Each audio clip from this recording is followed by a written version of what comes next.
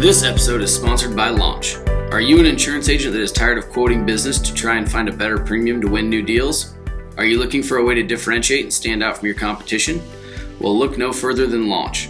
Launch is an industry-leading software platform that gives you pre-built assessments that you can walk through with your prospect.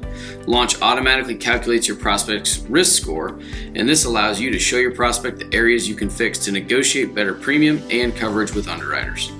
Offer more value to your clients, turn missed sales into closed business, and most of all, become a better advisor to your clients.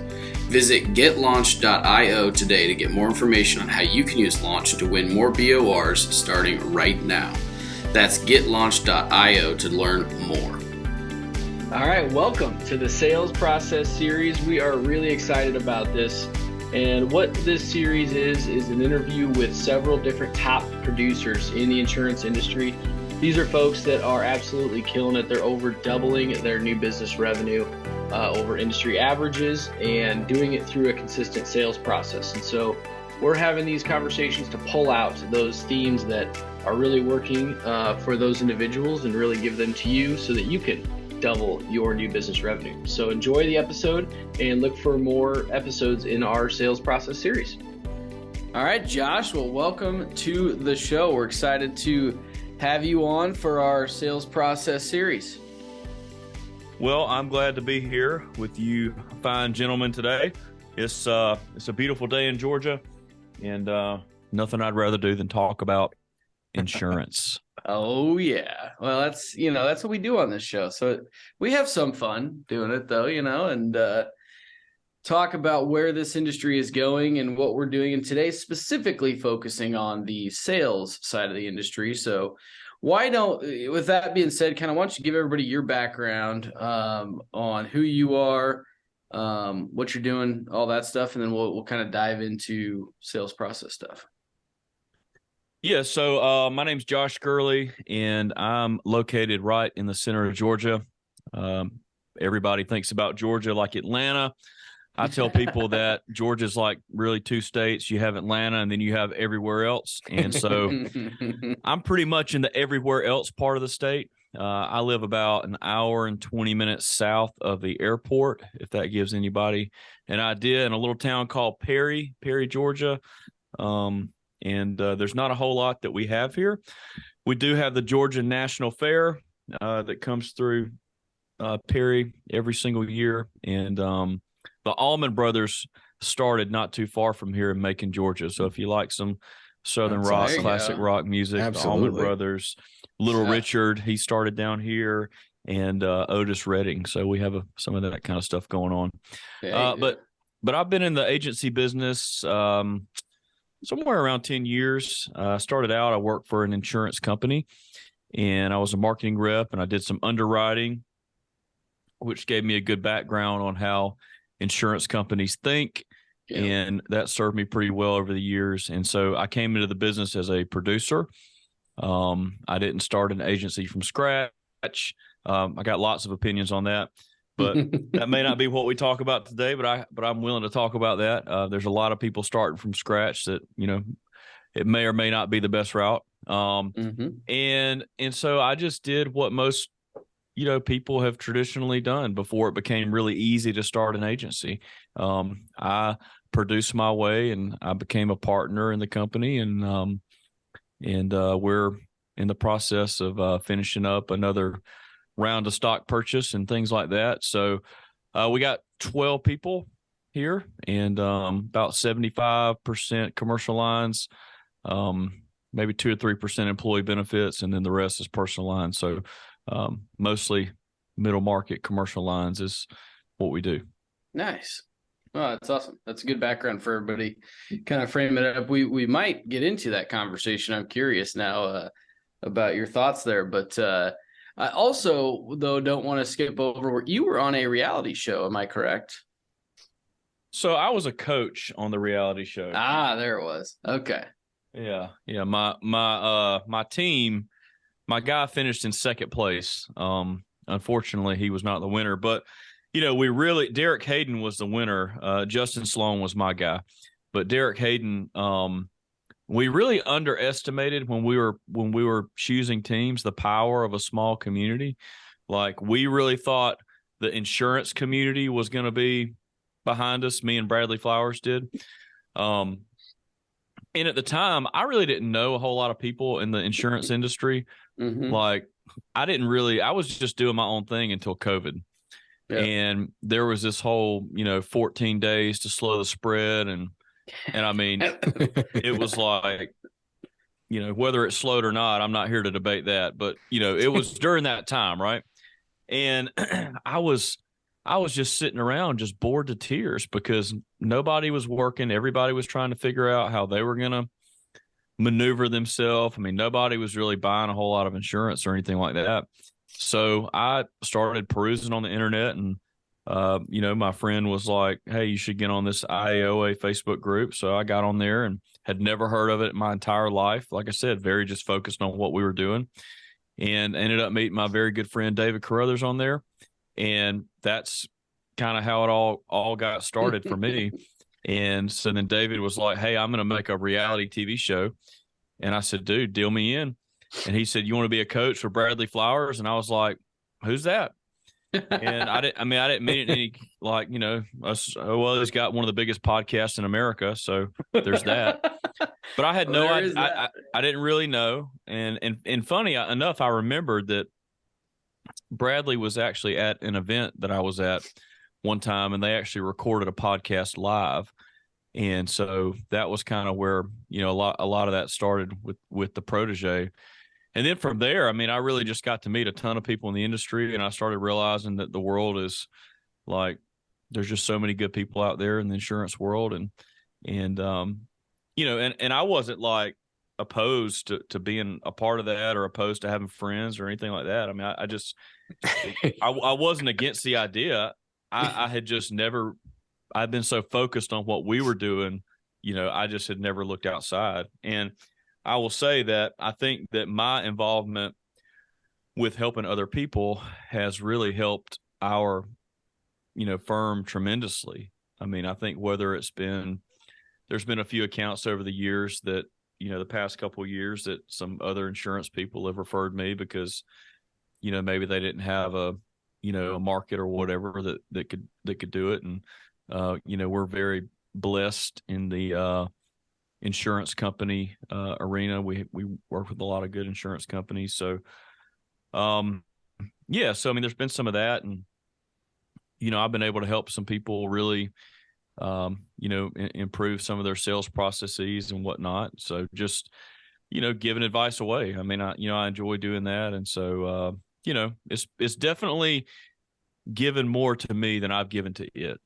And I think that's what's cool about the business is that when you give to it seems to give back to you way more than you dreamed it would. Yeah, I 100% agree with that. It's a great industry to be in. And, there's a ton of great people. And that's a lot of the reason why we have these conversations, right? Is the rising tide raises all boats, right? And we can all be, you can look at each other as competitors, or you can look at each other as compadres, as working together for the greater good. So it really is a great industry to be in from that perspective. So, but you mentioned something there towards the end around helping folks with their sales process. So let's dive into that topic here. What does your sales process look like? Just maybe describe it to us when you're working with, lead to prospect to client. Well, I want to start even before that, if that's okay. Yeah. I have been known to go on a rant about this topic. So, just tap your watch or something. If you think I'm going too long about this topic, just feel free. But, and this really ties into what I said earlier about, everybody wants to start an independent agency from zero. And there is a massive education gap in our industry. And so what happens is everybody comes on these podcasts and they talk about technology and efficiency and this, that, and the other. And I'm here to say, and I'm not even against this. I'm not against the idea of this, but like, we don't use any, VAs or virtual professionals or whatever. We don't use any of those in our agency. I'm not even against the idea. It's just that, like for me, I don't know how like I could provide the education to those people that I'm going to provide kind of one-on-one or in person or whatever. And so what we have chosen to do is we hire people that have a ton of experience and we pay them well. Like that's the whole secret to what we do, because we're not trying to be like worry about how cheap we can get our labor. We're not trying to worry about like, it has nothing to do with that, but it's literally like we want to hire experienced people and we want to pay them well and we want to let them do their job. All right. Mm-hmm. So there's a huge education gap in our industry, in my personal opinion. All right. I would agree with that. You have these people that have been doing this job forever and ever and ever, and they know the forms and they know all the numbers and they know there's 30 some odd additional insured endorsements. Okay. And they all mean different things. And even the ones that have different addition dates mean different things, right? CG 2010 in, 07 did not mean the same thing it does in 2013 based on the addition dates, right? Or 1185, which is what everybody wants. And so like nobody talks about this stuff anymore. And everybody just focuses on the tech. So we really start with education. All right. And so you can believe, you better believe that in our company, I mean, we pay 100% of everybody's education. It doesn't matter how crazy they want to do. I mean, we'll pay for 5 CIC classes in 5 months. Like we'll pay for CRM classes. We'll pay for certified work comp advisor classes. Like we'll do all that stuff, and it's stuff that we have gone through. And I just really believe the foundation for getting past the premium, so to speak, is built on education. Right.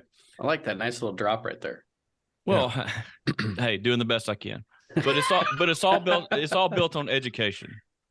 And I think that education gap is growing bigger because it's easier than ever to do this. Like for example, I mean, I had somebody one time that told me, an insurance person, and I'm not knocking, I guess I kind of am, but like I had somebody tell me one time, they were like, well, the most that a work comp policy will pay is the employer's liability limit. What? That's not what, yeah, that's what I'm saying. That's not true, right? That's not true. And that's like basic knowledge. That's like basic insurance knowledge. These people own agencies. And you kind of think to yourself, like, this person has an insurance license. They can go do anything they want to do. Mm-hmm. They can go write anybody they want to write. And they can tell people whatever they want to tell them. And so for us, we look at that and we say, okay, this is what your symbol 1 on your auto is. This is what your, symbol 2 is, what your symbol 7 is, what your 8 and 9 and, 19. And this is difference in mobile equipment, auto. And we, you read these insurance policies and you see, all the exclusions, the your works and the your products and all these different things, right? You start learning all this stuff, even in personal lines. I mean, my favorite in personal lines endorsement is extended non-owned furnished or available for your regular use. That's my favorite personal lines endorsement, right? But that's a big deal if you have a live-in girlfriend. You got a live-in girlfriend. Something happens to your auto insurance. Well, if it's furnished or you have no coverage on your policy for a vehicle furnished or available for your regular use. Mm-hmm. Very, very interesting. Your girlfriend lives with you. She has her policy lapses. You're driving her car. Boom, you hit somebody. Well, guess what? You got no backup for yourself either because we don't cover automobiles furnished or available for your regular use, just like company cars, right? So if you got a company car, you should have that on your personalized policy. We don't talk about this stuff anymore. We just talk about how to get more in the door and sell them. Anyway. Yeah. So we start like right there. We start with education. And it's like Dave Ramsey talks a lot about having a heart of a teacher. So we want to have, the heart of a teacher when we're with somebody. And not that we're going to like give all these fancy insurance terms. I throw these out for the insurance people. But not that we're going to like have these fancy insurance terms.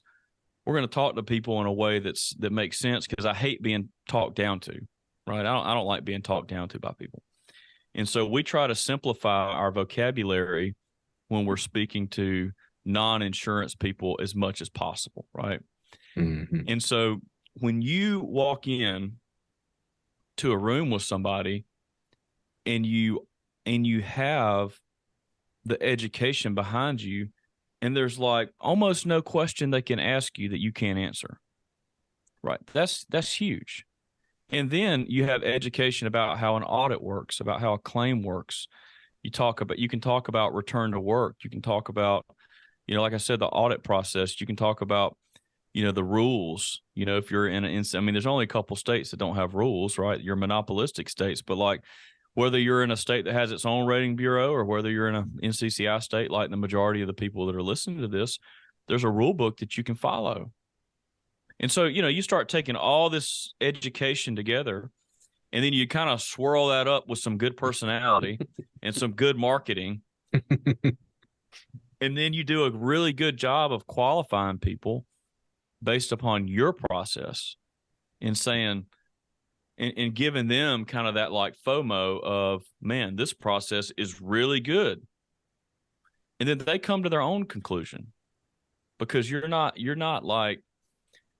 trying to sell them anything in the sense of, I'm trying to force you to buy this so I can make a sale. I mean, this is a long-term relationship. This is not a one-time deal. Mm-hmm. This is not like a single transaction where it's one and done. This is a long-term relationship. And so we always try to think in terms of lifetime value of the client. What's the lifetime value of this client? If it generates, love hearing that. If it generates $10,000 in commission, we talk about it as 70 in our office. We're like, if we can keep these people for an average of 7 years, we're going to make $70,000 on this client. And to me, that should change the way that you view how you call people. That should change the view of how you prospect in your meetings and how you view your service. Is this guy in our office, Elliot? Yeah. I don't know. You got mics in here listening to us, or you must watch the show. Guys, I mean this in all honesty. I have no idea who you even are. So like, you could have the second biggest podcast in America and I would have no idea. Right. Hey, we're right behind Rogan. Yeah, I think it's right behind Rogan. Yeah. Because I'm I don't know. I'm just focused on what we're doing. But anyway, so like, when you're 100% spot on. That's what we're saying. But when I think about all this stuff, and I'll put a bow on this thing, is so when you start there, you start with education, you start with building like awareness with your clients and with your prospective clients, and you start creating trust. And one thing that I believe, and the reason that I believe in education so much, is I believe there is no such thing as a neutral transaction. What do I mean by that? I mean, when you call somebody to get some information on a new business account, that is not a neutral phone call ever. That is not just getting a VIN number. That is not just clarifying a driver's license. If it's a client, it is not just a certificate. It is not just a billing question, right? It is some type of interaction that you're having with them that's either going to make a deposit in the trust bank or a withdrawal. And the reason that people lose accounts is because they bounce those checks. Mm-hmm. Mm-hmm. They keep making withdrawals from the trust bank and keep making withdrawals, and then they ultimately bounce the check and they get fired. And so, I think from the very beginning and how you set it up and how you tell them, I'm going to call you on this day. Well, you should call them. I'm going to call you by this day. I'm going to have this information to you by this day. Well, then hit your deadlines. And then you're just setting that precedent up front that you're going to do what you say that you're going to do. And I think when you combine that, you talk about your process, and then we tell people that you don't have to be radically different. Like, I think there's this other thing that I don't like in the insurance industry, and I don't really have a dog in this hunt, so I just say whatever I think. And you should. But there's this like thing in the insurance industry, I feel like, about wanting to be a disruptor. Like, ooh, we're disrupting the game. We're changing the game or whatever. Well, last time I checked, these additional insured endorsements hadn't been changed in a long time. I mean, last time I checked, every general liability policy by ISO says CG00/01. I mean, that's what they all say. So I'm not really sure how we're disrupting that, right? I think what they're saying is we're disrupting the marketing channel. But at the end of the day, what they're doing is they're slapping CG00/01 on an insurance policy, and they're having endorsements that are added and changing that policy, right? That's what they're doing. So anyway, we just talk about, look, is this different enough? And you think about professional golf, you think about Rory McIlroy. He won $18 million in the Tour Championship earlier this year. And I think his strokes gained against the field, like over the whole season, it was like 1 or something like that. I mean, it's like like a very small number. Super small margin, yeah. Super small margin, right? But the difference in him and in making $18 million at that tournament and the guy that didn't make it is like a tap in putt, right? I mean, a tap, but the it's amount times for 100-yard dash in an Olympic race. Exactly. It's very small, but like you think about how many more golf balls did he hit behind the scenes, right? How much more studying did he do of the greens? Maybe a lot more. Maybe he studied, double what somebody else did, and it only produced like a half a stroke around or maybe one, but man, it was $18 million difference. Mm-hmm. So that's the way we talk is like, most people will sell you as much insurance as you'll buy. We help you buy as little insurance as you need. We help you with spread of risk or avoidance. We help with contractual risk transfer. We talk about retention options, and we talk about insurance last. And that's the way that the process works. And then so I think what happens when you're talking to somebody is they say, wait a minute, what do you mean risk transfer? And then you can start talking about, okay, so you and the way I look at it, the way I say it is, do you know how sometimes when you get a certificate, like somebody will say they want to be an additional insured on your policy? And they're like, yeah, that we do that every day. And I'll say, why? Why do you do that every day? Why do you share your insurance with people every day? Well, I've never thought about that. Nobody ever does. How many people have you shared your insurance with? Mm-hmm. You can probably go back to like, birds and the bees with that. But like how many people have you shared your insurance with? Who knows, right? And so, but we have these conversations and they don't even realize what they're doing. And so my job is so easy. And I just tell them, well, this is what you're doing, just from an educational standpoint. And then some of them say, I don't want to do that. And some of them say, well, I don't have a choice but to do that. And then some of them say, how do I do that to the people that work for me? And I'm like, okay, so now we're talking. Now we're talking because we want you to be as marketable as possible to these insurance companies. So at this point in time, maybe you're in the best position that you can be in.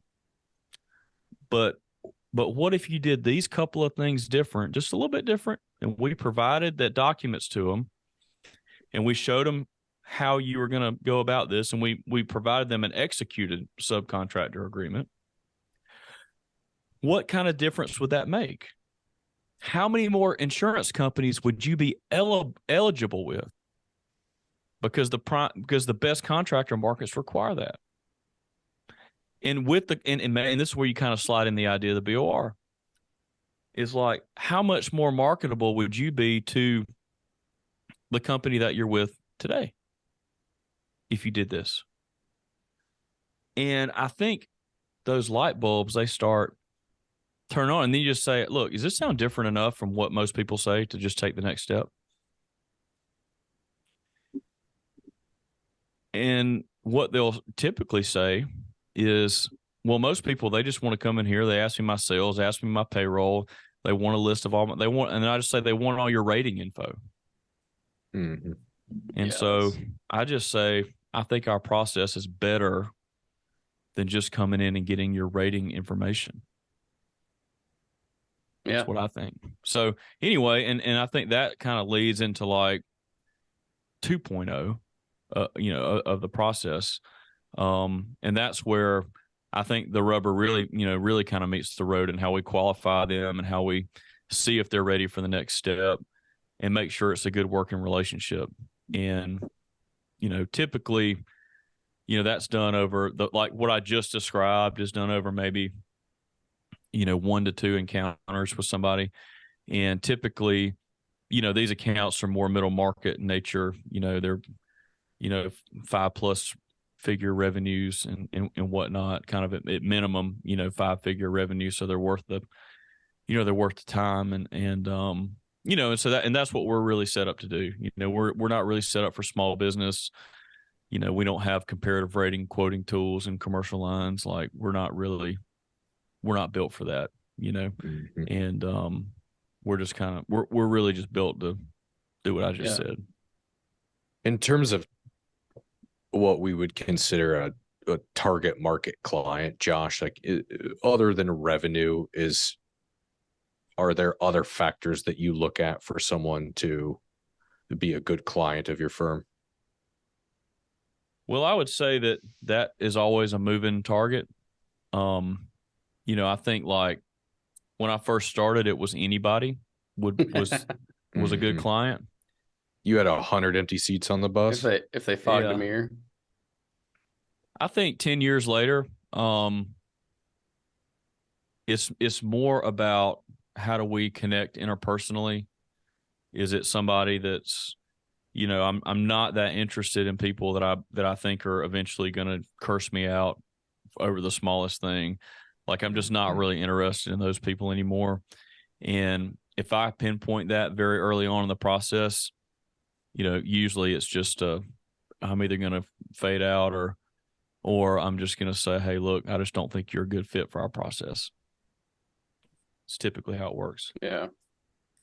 So that when you were talking about the education too, I want to delineate one thing. What it sounded like to me is you guys start with your education, your people's education, your firm's education, and then translate that to educating the client in that first couple encounters. Is that accurate to what you were kind of walking through? Yes, exactly. I think that I want to have the most educated workforce in my area, state, wherever I'm at.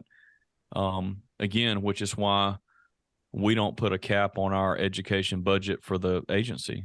I mean, I'm sending somebody to Columbus, Ohio, in January, to a account manager school. Mm-hmm. It requires, I think, 2 or 3 trips up there to Columbus and, a lot of work in between, but I think this person's going to be way better when it's over with. And ultimately, I mean, the more education somebody has, the more complex accounts they can handle, the bigger of a book they can have from an account management perspective. And so the more money that they can make. I mean, so I think that like when we kind of permeate that education through throughout our team, it's like, if you want to do better, we're telling you exactly how to do it, Yep. is just continually improve yourself. And, you'll ultimately get to where you want to be. Yeah. Well, I'm glad you started there too, because it seems like in this series, that's been a, kind of constant theme that's come up is just education in general. The best folks in this industry from a sales perspective, every one of them, it seems like, has kind of flipped the tables and said, well, it's not really sales. It's more education. It's more helping the client better understand what they're buying and better understand how it impacts their business and better understand this process that they're going through. And so I think that's a phenomenal spot to start. And I'm glad you spent the time to discuss that. So then, though, taking that the next step, you said, okay, we have the 1 to 2 encounters. We're educating them. We're asking them if this is, a little bit better. What's then the pre-qualification stage to I think that's what you said the next step was. Yeah. We're going to really pre-qualify them. How does that look? And then how do you take that deeper to, ask for the business to hopefully get them to that point if they're a qualified lead to hire you? Sure. So it's really easy, the qualification process. It's not like a difficult thing to talk about. I think it's mostly just all in the delivery, and let me say this too, like I think one mistake a lot of agents make is like they will, if there is some kind of, like legitimate coverage, problem or whatever, it's almost kind of like you got a problem and I'm the one that's here to solve it, and I would caution people on having that kind of approach with prospective clients, because it's almost like, you can try to spin it like, oh, well, the other person, didn't do what they should have done or whatever. But ultimately it can make it sound like, well, why'd you buy something from this person, dummy? Like you don't ever want to be in that position. And so like when we go through this, we really never, the only time that we acknowledge that there's somebody else in the room is what I'm about to tell you when we do the qualification process. But outside of that, it's really all about, hey, our process, we want you to get to a better place. You're in control. You make the decisions. We're here to help you. You're the hero of the story, not us, right? Mm-hmm. This isn't some kind of like, statue we're building to ourselves here. This is just, we're trying to help you get to a better place and make good decisions. So the first thing we ask for is access to information. So we're not going to really play any games around premium or exposure basis or full copies of policies or bust. Full experience mod worksheets or bust. Full loss runs or bust. What do you do when they black out the premium on the copy they send you? Send it back. Yeah. Well, that I would say that almost never happens. That has not happened to me in a very long time, because of what I'm telling you right now. Yeah. But I don't ever ask even if they have copies of policies, like on the first meeting, I'll just be like, hey, I didn't really come to get those today. It's very disarming. Like, yeah. They're like, what do you mean? I got my policy sitting right here. Well, I didn't. That's not why I'm here. I didn't come to get your insurance policies today. I dug them out of the filing cabinet for you, Josh. Well, I appreciate you doing that. I'll be glad to take a look at them in the future. But we got to talk before we get to that point. Yeah. Mm-hmm. We got to make sure that you're not you fit the right psych profile, that I can work with you, and you're not going to be an asshole in a year. Pretty much, yes. And so like we'll ask for full access to information. Like, hey, we need full access to information to be able to take the next step. And this is what this means. We need access to insurance policies, full copies. We need experience mod worksheets. We need your HR manual. We need a copy of your safety manual. We need a copy of your subcontractor agreement. And we'd prefer an executed copy of your subcontractor agreement. And we would also prefer copies of contracts in which you have signed that is giving your insurance away to other people. Because based on the language in your contracts and based on what's in your policy, it may not cover those scenarios in which you think it's going to cover. And that's when they're going to tell you, well, I don't have contracts. So that's a smoking gun right there. Well, we know, insurance people, we know, well, a lot of these additional insured endorsements require a written contract. So that's smoking gun number one. And so you get them to agree to that. And then the next thing is, who is going to get me this information? Is it you? Is it Sally? Is it your CFO, bookkeeper? Who's going to get me this info? And then they're going to tell you. And then you're going to say, can I meet this person before I leave? Because if you don't, then you're just a random email or you're just a random call. That's a great idea. Yeah. So, hey, I'd like to meet them before I leave today. And then you ask them to go, would you walk me down there and introduce me to them? And that way, if the owner of the company walks you down there and introduces you to that person, they're going to know it's serious. Mm-hmm. And then at that point in time, you give the person a list of what you're asking for, right? You just say, look, we had this conversation. Here's the owner right here, full copies of policies, yada, yada, on down the line. And then the premium's just never going to be blacked out. Mm-hmm. And if it is, you just say, hey, look, I thought we agreed to full information. And I tell them, like, we're going to give you our full information. And we don't even care. I tell, like, I don't care if you can give it to somebody else if you want to. You can post it on the internet to be downloaded if you want to. Do whatever you want with it. Yeah. I mean, like. So that's not what they're buying. Maybe they don't think of it like that, but that's not ultimately what they're buying. Yeah. So I tell them, like, look, I will help you with your sub-agreement, your insurance requirements. I'll help you with any return to work program. I'll help you with any of this stuff, and I'll give it all to you. And if you decide not to do business with me, then guess what?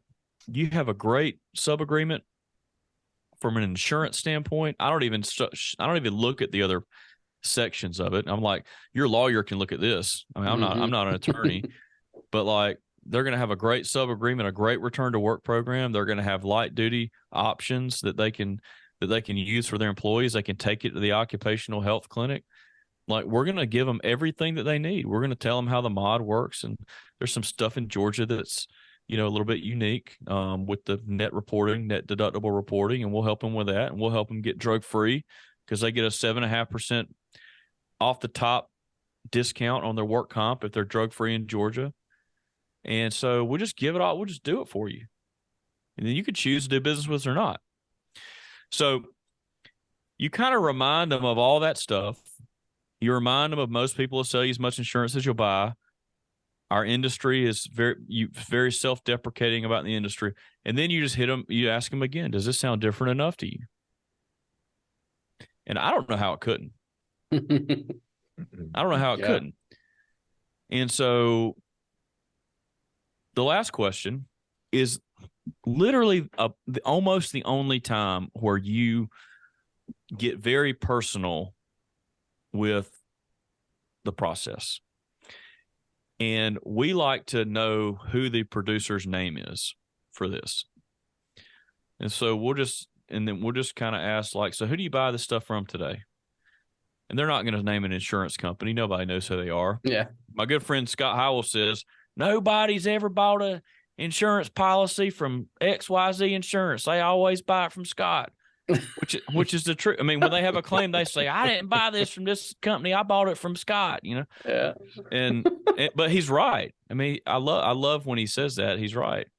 And I can't go on the rant like he can, but yeah, but that's what he says. And so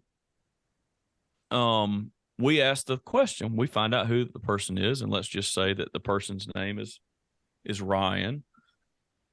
And if Elliot's the owner of the company, I would just say, Elliot, in order for me to get hired, it means that Ryan's got to get fired. And everything that we talked about today, it sounds like it's different enough to you. It sounds like it makes sense to you. It sounds like you're interested in our process. But ultimately, if you're not willing to fire Ryan, I can't help you. So I need to know if you're willing to fire him for any reason.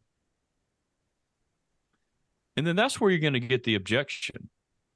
That's when they're going to say, well, I mean, I've been dealing with him for 10 years. I don't know. I mean, this dude was in my wedding. He's my brother-in-law's cousin's sister. Yeah. Well, brother.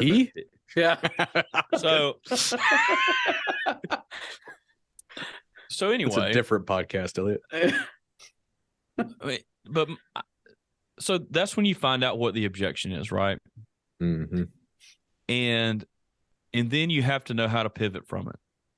And if they tell you, like, well, I can't make that decision today, that's cool. That's cool. I get it. But I'm going to ask you to make that decision at some point. Mm-hmm. Today is the day that I'm not going to ask you to fire him today, but at some point I am. I'm going to ask. And here's, I think, mentally where people, they make a mistake is people, they focus, like you said in the very beginning, they focus on the product. They focus on the price. They try to build a relationship while they're going through the sales process. But everybody forgets that there's somebody else in the chair next to you, and that everything that you're saying is getting measured against who they work with currently.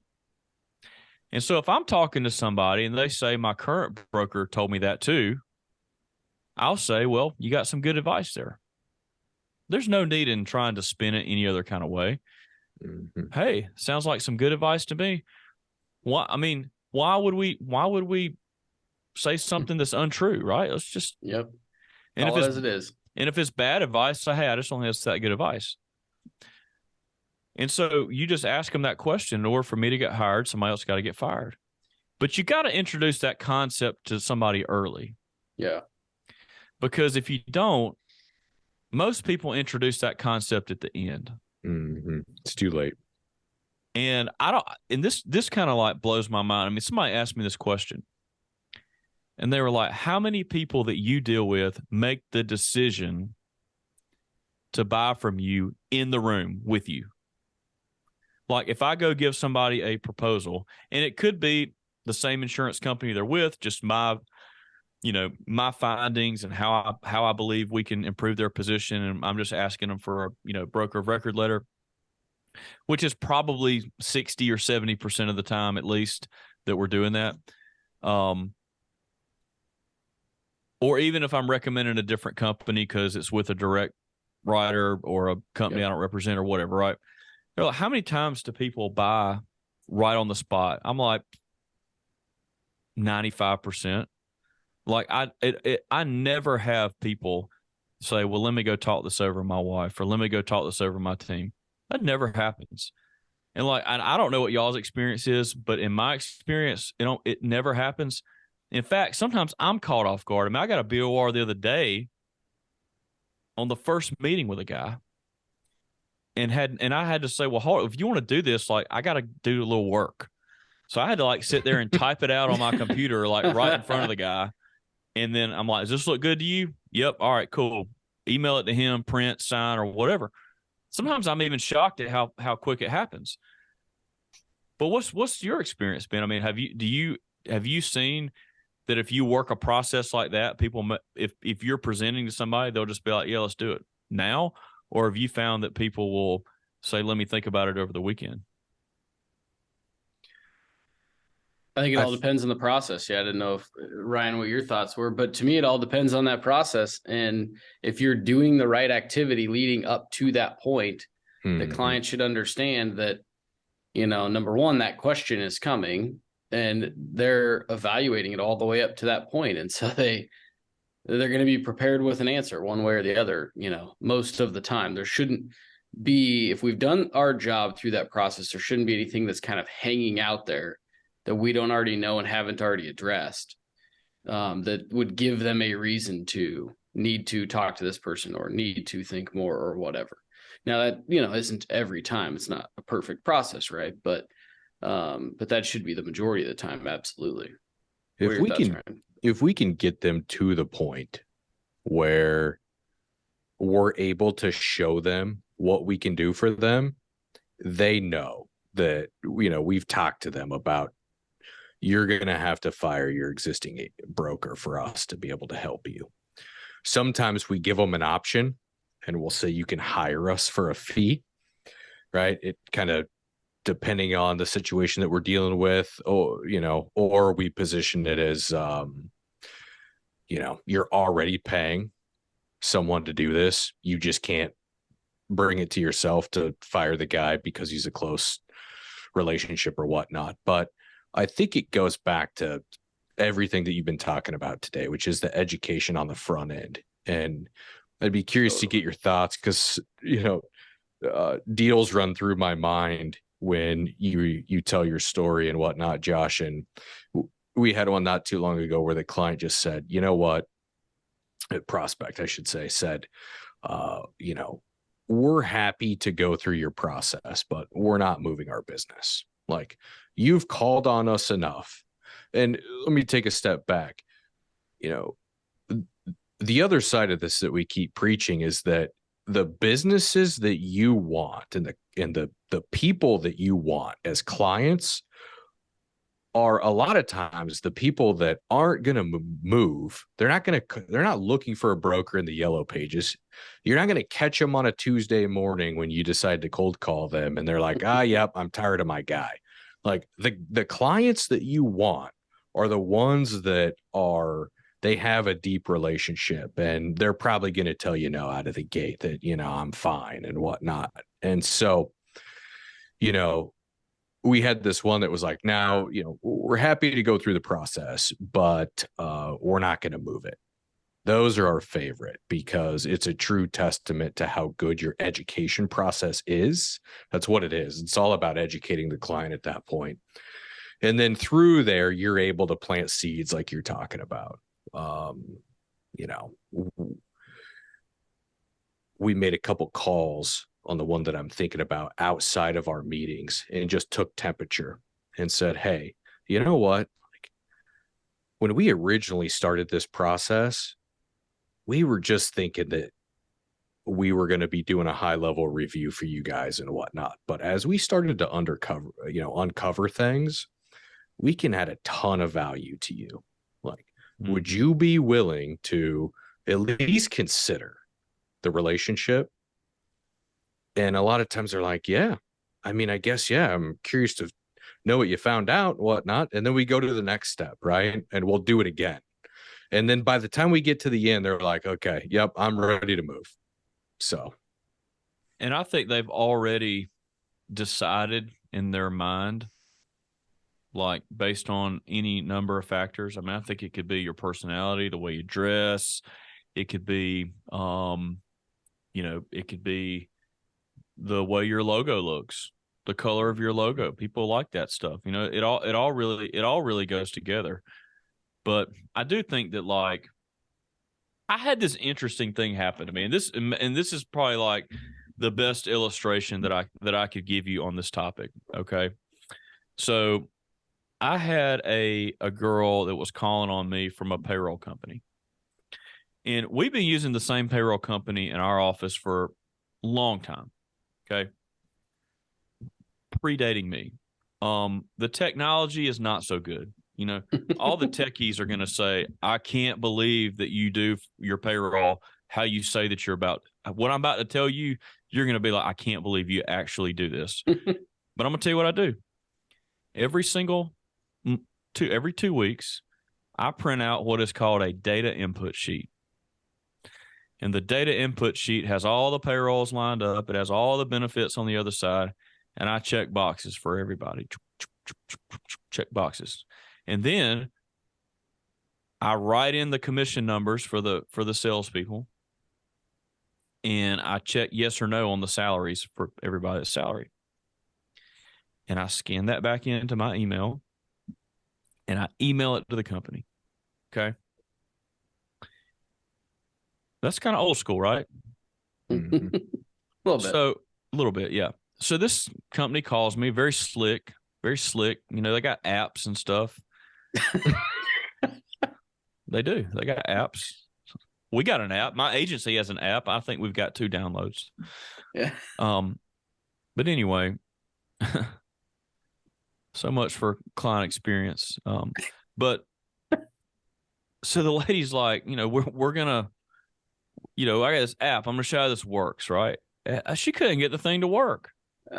Oh, that's awesome. That's a great sales process right there. And I started asking questions. I was like, so let's talk about how you do your deductions. Let's talk about how we, how would the transfer work? Like if I'm paying myself a certain way or whatever, like how would I interact with your company?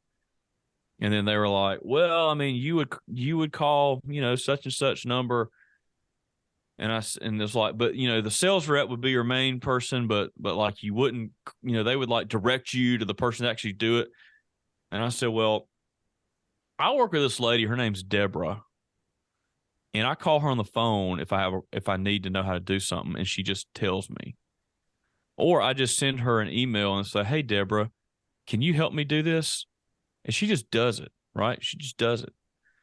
And then it just shout out to Deborah. It just hit me. It just hit me like, and I ended up telling the payroll company that's calling me, because at first I was like, man, this is just so antiquated. But then I was just like, man, but the knowledge that this lady has that's been dealing with our company, it's the same lady for over 10 years. Like, I was embarrassed that I even took the phone call with the other company, because I was like, this is a salesperson here. They're selling me. They don't even know how to do this stuff. They're just selling software. Mm-hmm. And I'm like, and here's the lady that knows all the percentages, the FICAs, FUTAs, SUTAs, she knows everything. And I'm like, and all they're asking me to do is print out a piece of paper twice a month, write a couple things on it, scan it back to them, and it's just going to work. I was like, I think I'll do that. Mm-hmm. And I think that's where that's why I started talking about education versus technology, is like, that's like where we're at. I would have had more problems by moving to a slicker technology platform in many ways than I think I would have by just sticking to somebody that I know and trust and is proven herself competent, And so, like, I think that's who we try to be. Maybe we're the people you got to print stuff out for or whatever every now and then, but like, we're kind of like Deborah. Just try to be competent and provide education to people. And a slicker, newer toy is not always better. Well, and what's funny to me on that is I actually think we're getting to this interesting point in our industry where that actually stands out. Everybody wants the new shiny object that they can go in and, the silver bullet that if I take it in and I put it in front of my prospect, they're going to say yes, and it's like, that's what we're selling. We're trying to find a new carrier, an InsurTech carrier or a whatever that we can put in front of our client that, and clients aren't dumb. And so when they do see that there's a competent person behind it, that stands out to them. And so I think that's super important to highlight, that it's like all of a sudden you can differentiate by doing the right stuff, and by being the educator to your client. So we could keep going for hours, Josh. This was really good. I want to wrap it up, but anything that anything else you want to make sure that we tell everybody, or any place that they can, where can they get a hold of you if they want to kind of touch base with you on some of these things and whatnot? Wow. You know what? Yeah, I do have something I want to say. I think that, the business is very important. I enjoy the business very much.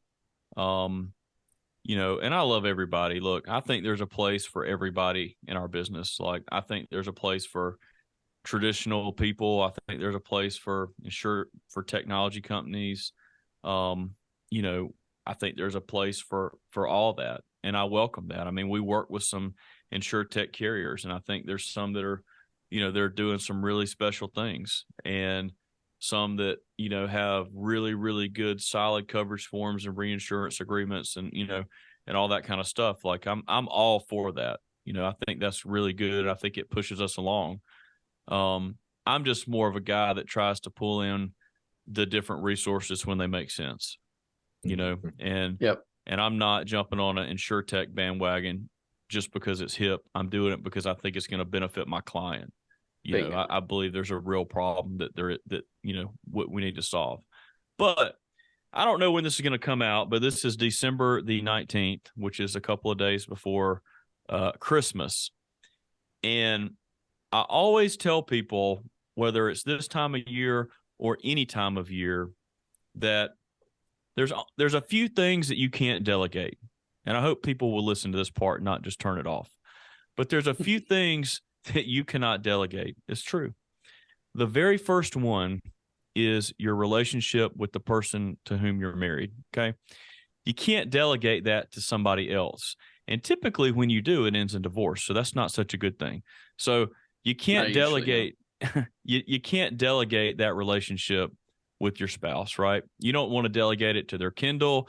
You don't want to delegate it to any type of media, right? You just, you want to take care of that yourself. And then the other one is your relationship with your kids. Nobody can be a father, mother to your children, right? But you. They get one biological mother, one biological father. That's it. Nobody can do that but you. Those are the most important things in your lives. And even though we come on here and we talk about all this business stuff, to me, that is the most important thing that I do every single day. And I promise you, even if I was a single guy, I would have way more time, but I wouldn't work as hard as I do because I wouldn't have a wife and 2 little kids at home to take care of. So listen, it's Christmas time. Everybody have a great Christmas, and know this, a child can change everything, even your heart. So thank you guys so much for having me. Wisdom right there. And appreciate you very much. Yeah, appreciate you too, Josh. This was fun. I totally agree with that at the end.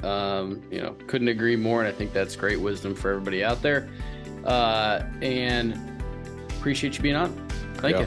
Thanks, guys. Merry Christmas, man. Thanks for coming on, Josh. Great chat. Thank you for tuning in to Getting Past the Premium. We are excited to continue breaking down barriers and finding solutions together. If you would like to reach out regarding anything you heard in today's episode, find links and contact info in the description. Until next time, have a great day, and let's continue getting past the premium.